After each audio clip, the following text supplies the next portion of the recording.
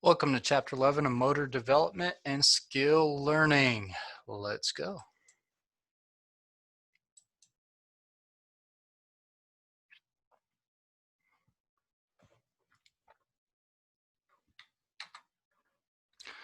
Strength is the ability to exert force.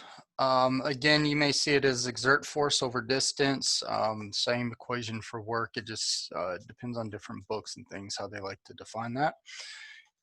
Anyways, strength enhances performance of sports and dance skills as well as your ADLs, which are your activities of daily living.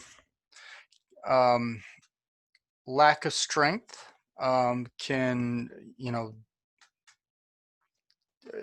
if you think in sports, if you're not strong in sports like football, you'll get tossed around. Again, strength and power are two different things, but yet, you can train for strength. It'll help enhance power and vice versa, and so on and so forth. So again, like a strength may, show decreases in things such as speed and jumping ability. Again, there's a point at which, you can be strong and not quick, but there is a little crossover in that as well. Again, you think of ADLs, ability to catch yourself when you get off balance may cause you to have major injuries, especially we see this in the elderly, and increased fall risks. So how do we assess strength? Forces exerted against resistance, isotonic or isokinetic strength if limbs move, isometric if exerted against a movable resistance. Specify muscle groups, movement, speed of movement, and joint angles. So again, we do things with, max reps. We do things with, how many repetitions of some movement can you do within a certain amount of time. Again, it's more muscle endurance, but again, there's, there's strength components to that. We can give a given rate or a given amount of repetitions, like how much weight can you move for 10 reps, so on and so forth. So a lot of different ways we can do that.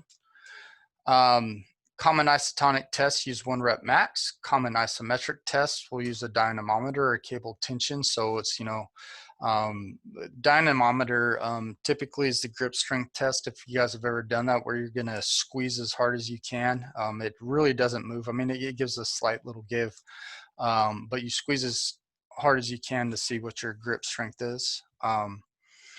Functional strength tests include chin-ups, flexed arm hang, rope climbs, a lot of ways that we can test these things. Muscle mass and strength. Muscle mass growth follows a sigmoid pattern.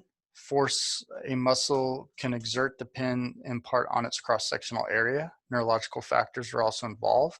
So strength does not always change in parallel with muscle size. So what does that mean? Bigger does not necessarily equate stronger, in the sense that as you get bigger, you get exactly the same amount of strength. Okay.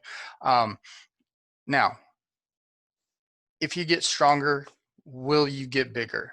Yeah, eventually. If you get bigger, are you probably getting stronger? Yeah, there is a pattern, but understand that there's a lot of components, and this is where, if you only understand muscle physiology, you would think, okay, if I'm lifting 25-pound dumbbells for bicep curls now, and then a few weeks later I'm doing 35, then I'm going 45, 55, you would think, okay, as I'm going up 10 pounds, I should see an exact scale of muscle girth in my bicep, in my biceps move upwards at that same rate. And that's not true. There's a lot of components that go with this, right? So again, they talk about neurological factors. Well, one of the things is that we see, especially in untrained individuals, a lot of times when they first start lifting weights, is you may not see hardly any mass changes at all.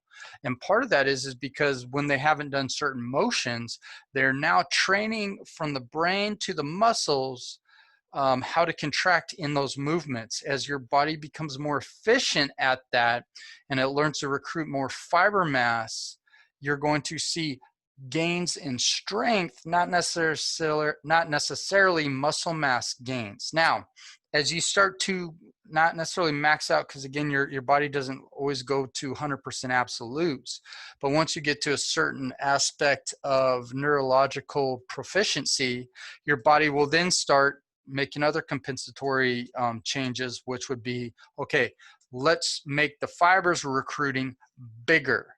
Possibly, again, I've talked about hypertrophy and hyperplasia. Hypertrophy is proven in adults. Hyperplasia is proven in utero and things like that, and possibly during growth periods is in children. As adults, it's one of those we can't we just haven't 100% proven that it exists beyond a doubt. It might, so you might have a combination of, or you might just have hypertrophy that occurs where the muscle fibers grow. We may have a combination of hypertrophy and increase in muscle fiber cells, which would be hyperplasia. Again, as our technology catches up to our theories, we may be able to have a better idea of that as well. We do see it in other species and things, but yeah, so those things will also increase your strength, right? So that's why it doesn't change in parallel. And so understanding not only physiological science, but neuroscience will also help with your understanding of how these things go. And again, understanding nutrition, understanding endocrinology and all that will also further help you design strength programs or muscle mass programs, depending on, and again, what's the difference between the two? What's your end game, right? If I'm an athlete, do I necessarily need the muscle mass, or is my goal the muscle mass? No, I may just want to be stronger for whatever athletics I'm doing. Size, if it comes, maybe great, maybe not, maybe it doesn't matter, right? On the other hand, if I'm a bodybuilder, my end game isn't to see how much I can bench press or squat, but my end game would be muscle mass, right? So that's why I talk in those two terms, because again, we're going to focus on which one we want, right? And again, as one grows, the other one will grow. It's just not a perfect, it's just not a perfect relationship, right? Developmental changes in strength. So strength increases as children grow, right? They're getting bigger. They're going to get stronger. Boys and girls are similar in strength levels until about age 13. What happens around there? Puberty, right? Their hormones change. Which again changes the way some of their growth patterns, and as well as now girls and boys will adapt to strength programs the same throughout their entire lifespan of, as long as they're increasing the weights or the volumes and things like that, they will see strength gains, right? They will see muscle mass gains. Now, where it's going to difference between the sexes is the amount, right? So boys, based on their relative greater heights in average, their relative greater amounts of testosterone in average, as well as other physiological things such as bigger hearts, bigger lungs, so on and so forth, they will see greater gains in comparison, right? Now, again, this doesn't take in consideration that if a male doesn't do as much training as a female, the female could get bigger, faster, stronger versus that male, depending on. But that's why, in generality, in generalities, similar training, similar sports, things like that, the boys will be bigger, faster, stronger than the girls. Okay. But again, we adapt the same, right? As long as we're training, we see positive movement, right? Peak strength increases follow peak muscle increases. Okay. Among same-sized children of different ages, more mature children are stronger. Endocrine function probably influences this. Again, you're looking at, how does their functionality when it comes to hormones and enzymes and all these other things that play into their utilization of energy systems and things of that nature. Neural factors likely exert influence, including improved motor unit activation with maturation as well. So again, this shows strength increases steadily as children grow. So this gives you a little bit different parameters, looking at things like hand grip boys, hand grip girls, elbow extension boys, elbow extension girls, leg lift boys, leg lift girls. Now, yes, you do see greater increase. Like, so if we look at hand grip first between boys and girls, all right. So yeah, you know, the boys, as they age, you start to see it widen the gap. Elbow extension, again, boys and girls, you know, like you start to see widen the gap. Now, again, if you look at 8 years of age, where hormones haven't really come into play yet, you see from 8 to 10, you can see pretty much they're on the same trajectory, right? They're, you know, statistically, even though you might say, well, yeah, but the boys, especially look at the leg lift boys and girls, they're like, well, the boys is slightly above. Yeah, that's probably, if you looked at those numbers, probably not even statistically significant. It's pretty much the same. Where you see the difference is when they hit that 12-year mark, right? You start to see a gap. Now, why do we see a dip from 12 to 14? Now, again, I haven't read this particular article.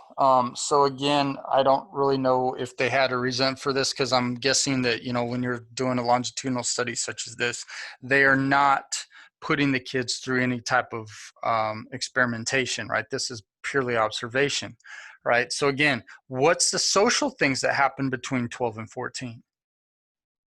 Between the boys and the girls?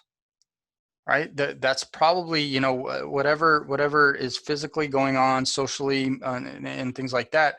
So again, maybe during that, when you're looking at the amount of children that they looked at, and again, based on averages, we do know, and at least in the past, again, this is back in 1982, females back in 1982 were not near as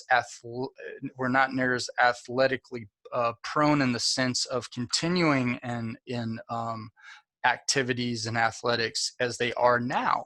Right? There used to be more, I don't want to say defined gender roles, but there definitely was more that, you know, there's more of an expectation that boys are supposed to be more, you know, let's stay more in athletics during that time period, where girls would branch off into less active activities, right? And so that could play a huge role, right? It is more of a social, more of a social construct, nothing genetic in factor. Now, again, if you run the same study in 2000, you know, say we did it in 82, 2002, and say we do another 20 years later, and, or, you know, it's like 20 years from 2002, which would be 2 years from now in the year 2022, you would probably see the gap, or at least you definitely probably wouldn't see that dip near as much between 12 and 14.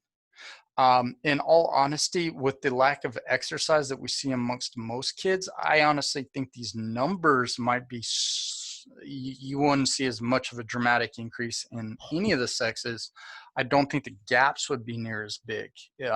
Again, because I think there's definitely been a greater social social acceptance or push for girls to stay in athletics, right? And there's been a lot more opportunities and so on and so forth. So I honestly think that's more of a social thing, nothing to do with any type of physiological reason why you would see that dip. And again, I think you start to see girls of all ages somehow, for some reason, between 14 and 16, somehow become more active again, right? And then they didn't really follow that one after age of 16, so it would have been interesting to see what happens between that next 2 years, but they didn't have that on that. Neither did they have it with the elbow extensions, right? So again, you know, there's it's always good to understand, you know, the multifactorial things, because if you do see something like that, you'd be like, okay, well, what goes on? You know, I mean, could it be the change in hormones? Like, is it the fact that now, you know, there's more estrogen or something like that? Maybe, you know, there could be some things in there. Maybe, you know, again, you know, maybe it changes the ratio of the estrogen to testosterone, maybe play into something. But again, does that play into the social construct too? Possibly. There's so many factors why you don't see where you see the boys line just kind of continues, and you don't see that in that girls line. And so again, when you look at those things, and again, I haven't looked at that study, so I don't know what the parameters, but if I'm thinking it's just an observation that, they would have these kids come in once a year or something like that, and they'd measure, like, okay, let's see what your strength is. Well, did they, if they're not being told to do certain things, what's going on, right? And then again, if you don't survey them, like, hey, what were you doing this year? What activities were you in? What activities were you not in? Okay, did anything change from last year, this year? Those type of things, we really don't know. We just see these numbers. But again, physiologically, we shouldn't have seen that. I mean, we would probably see kind of the same gaps, especially legs. Genetically, girls' legs a lot of times are a lot more similar when it comes to the lower body strength versus the upper body strength in comparison. And so why that would happen, there would have to be definitely some other alternative explanations for such a large gap that would occur at that particular point. What are implications of the link between strength and maturation for youth sports programs? Again, you're going to see massive changes in what children are able to do, especially once they hit puberty, right? And so again, one of the things that irritates me is when people say, oh yeah, guys and girls are different. Yeah, okay, no, duh. So we need to train them different. And in all honesty, no, we don't. We train basketball players a certain way. We train soccer players a certain way. We train volleyball players a certain way. But it doesn't matter male or female. The training regimens in the way that we do it now the max numbers might be different when it comes to some of the weights lifted or something along those lines, but the training protocols are identical, right? We respond the same. If we work on our vertical jumps, both men and women are going to increase their vertical jumps, right? Now, the degree at which might be different based on physiological differences, but that's it, right? So again, males will add more muscle mass in comparison to females in adolescence, and generally stronger, especially in arms and shoulders, right? So again, doesn't mean that both sexes don't improve. It's just there are differences that will occur. Size does not account for all gender differences. Cultural norms can affect. So again, this is what I was talking about earlier. And they can affect habitual activity levels, right? So again, culturally, when it comes to athletics, I think that things are becoming more similar in boys and girls. And honestly, I feel in recent years, the pressure for young males to be in athletics as they age is actually decreased. And I don't know necessarily the pressure for females has increased, but there's definitely been more not even acceptance would be the right word, but definitely, more of a kind of in a positive way, kind of a push, like, hey, go for it, right? Where before it used to be like, maybe that's not really what a young lady would do, years and years past, where now it's like, the cultural norms of, females is definitely more wide open versus what it used to be in the past. And it's like, if you want to be athletic, be athletic.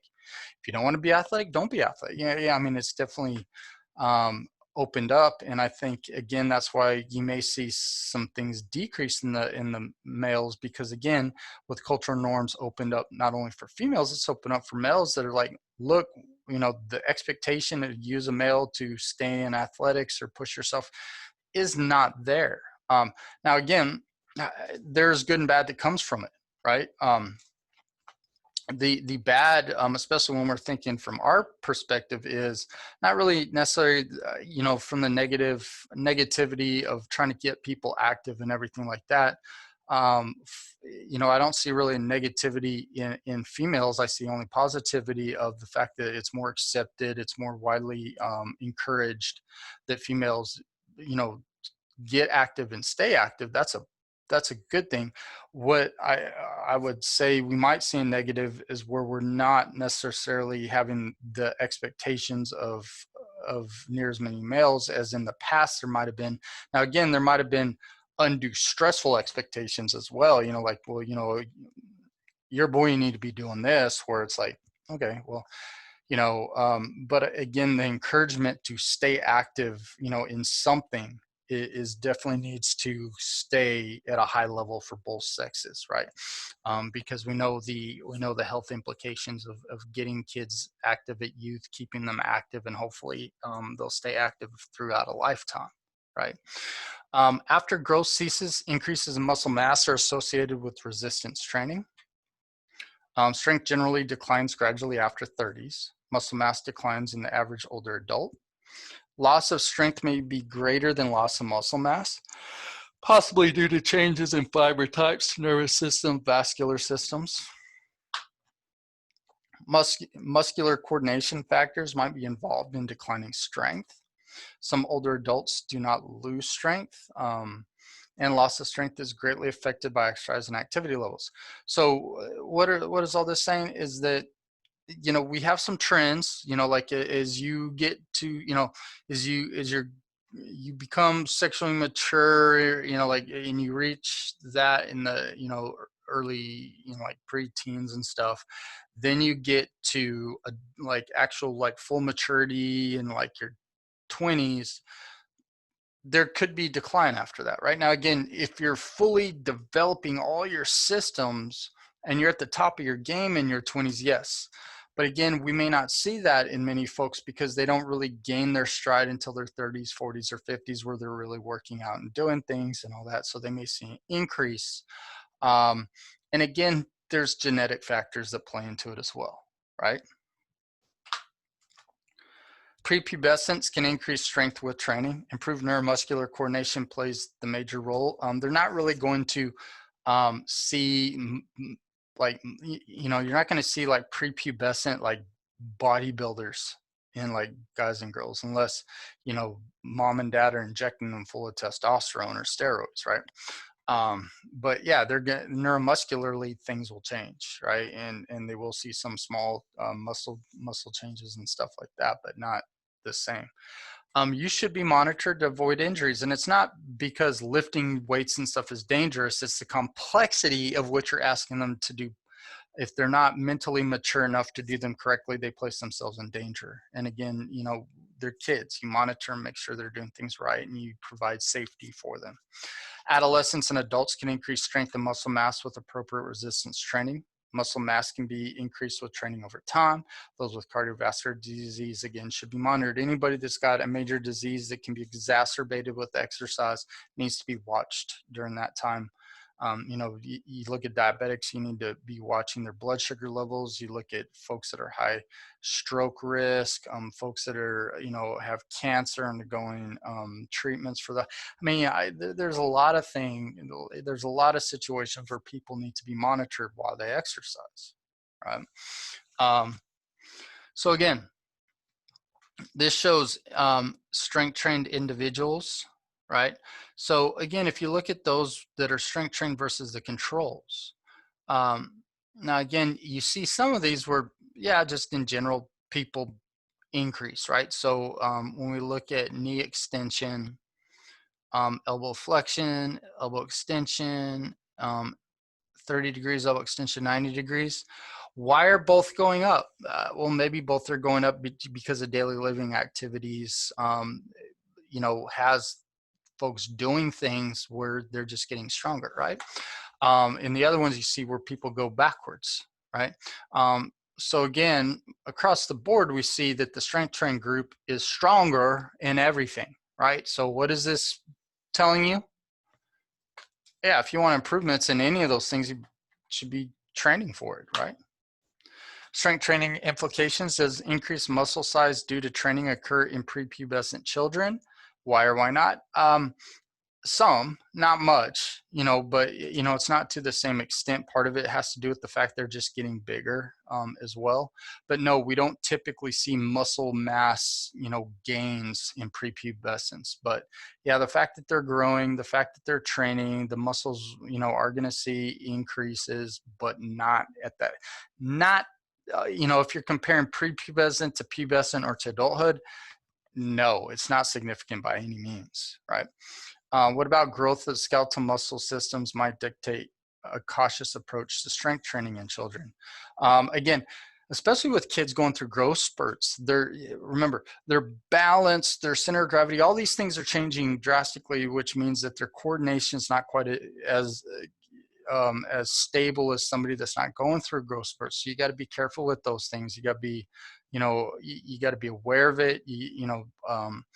Make sure that you're looking at their, especially not as much of the strength training, because again, most strength training, if you're doing it right, is slow and controlled, especially in youth. But whenever you're doing any type of plyometric, any type of power training, any type of agility training, be aware, especially during those type of movements, because they're fast, start, stop, changing directions, things like that, is where they're more at risk for injury, right? And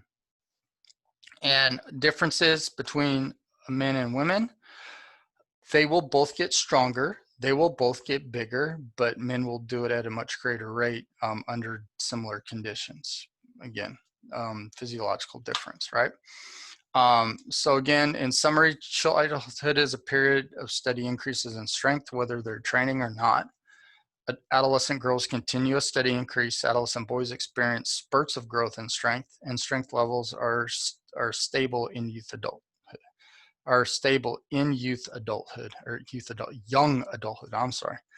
I need some more coffee. Anyways, that's it. Strength declines in older adults gradually at first. As you get older and older, it starts to become much more rapid. Training can improve strength throughout your lifespan. Excuse me. And strength is related to muscle mass and neurological factors both, as well as you get into endocrinology as well. Flexibility is the ability to move joints through a full range of motion. It can benefit sport and dance performance. Limited flexibility can be a factor in injury. On the other hand of that, if you're too flexible, that can also put you at greater risks depending on your activities in sports as well. So understand, it's like everything else, there's that right range of being very flexible, having full range of motion. If you're hyper flexible in certain things, especially if you look at your hyper flexible and not enough strength or endurance and things like that, if you get tired, you could put yourself in a situation where you get injured, so on and so forth. So there's that good range. Like, again, if you're not flexible enough, you have a greater risk factor. If you're too flexible, can also have a greater risk factor, right? And flexibility is specific to each joint, right? Now, some flexibility tests or movements we do are multi-joint. So again, if you're not flexible, you need to identify which joint or joints might be hindering you, and you may want to do extra stretching in those particular areas, right? Because flexibility is joint specific, it must be measured for each joint assessed. Again, we usually don't do that, right? The sit and reach test is common measurement, but what's the disadvantage? We're measuring the full body. Now, again, what's the advantage of it? We're measuring a full body movement. Now, again, we're not measuring full range of motion in every joint movement, but again, it's you're stretching. When you do that, it pulls from behind the feet.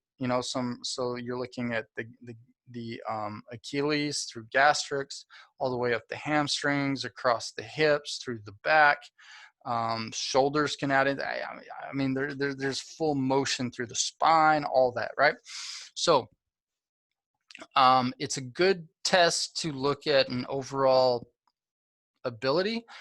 But if you're lacking, or even if you're good, you may have some areas where you're hyper flexible and other areas where you're actually lacking, but you're just so hyper flexible in some areas that you're actually in the good range, right? If somebody's completely lacking, they may have some areas where they're actually good, but they're just so far back on other ones, right? So again, what does it tell us? It just you know, it gives us an assessment. But if you really want to know how flexible you are in each joint and where all your weaknesses are, you need to do a full body scaled goniometer flexibility test to look at the range of motions of each joint in different motions, right? And, you know, like you think of the knee. Well, how do we measure, you know, flexibility in the knee? You know, or again, it's really, you know, a lot of times we're looking at flexibility. You know, we talk about the joints, but it's really, you know, a lot of times the attachments to the structures that cause problems, like the muscles, tendons, ligaments, right? So again, even sometimes just looking at one joint, then you've got to, you know, also assess, like, where do you feel the pulling, right? You know, is it coming from the top or bottom, right? So if you extend the knee and you flex the knee, where are we seeing issues, right? Infants and toddlers are very flexible. In what positions have you seen babies illustrate this fact? You know, like little babies will put their feet up over their head, or, you know, like out in the splits. And I mean, the gosh, you know, they're really flexible. Again, studies showed decline in flexibility starts in childhood, and flexible people can maintain or improve levels. So again, why does it start? Because again, we start to get in our patterns of movement, and we may not be pushing ourselves in full range of motion patterns in our daily living activities, right? Girls as a group are more flexible than boys. Flexibility exercises are socially acceptable for girls. Not that they're not socially acceptable for boys, but definitely there's a greater acceptability or push. A lot of times some of the interests, like, you know, you typically find more girls that are in things such as ballet and gymnastics, cheerleading, right? These are all highly flexibility intense sports and activities. And so because of that, the need for flexibility is greater than a lot of sports that maybe boys typically trend towards in general. And so again, those are things, right? Girls, you know, so their participation activities that stress flexibility will put them in more reasons to stretch and do those things, right? So there you go. In adolescence, flexibility is variable. Some people lose a significant degree, right? So again, this shows changes in sit and reach chest performance, right, through the years. Again, you see kind of um, a dip in some of those. You know, again, it really depends. You know, I mean, it's going to depend person to person and area to area and gender to gender, and, you know, like if we tested between sports and things like that as well, right? Flexibility in adulthood. Adults gradually lose flexibility, especially in little used joints after age 50. Again, use it or lose it, right? Adults who maintain training for flexibility maintain their levels. Training can maintain range of motion in those with full range. Training can improve range of motion in those with limited range. Again, you know, if you don't have it, work on it, right? So range of motion probably reflects activity and training more than age. Flexibility declines over the lifespan with limited use. Flexibility training can restore lost mobility, and arthritis can affect people of any age, but treatment must be age appropriate. And again, you can work on increasing those things. Muscle strength and flexibility are related to each other. Training programs can improve both muscle strength and flexibility across lifespan. It's, you know, sometimes people think it's an either or thing, but it's not. And reasonable levels of muscle strength and flexibility are important for everyone and not just athletes. So that's it. If you have questions, please let me know. We'll do chapter 12 next.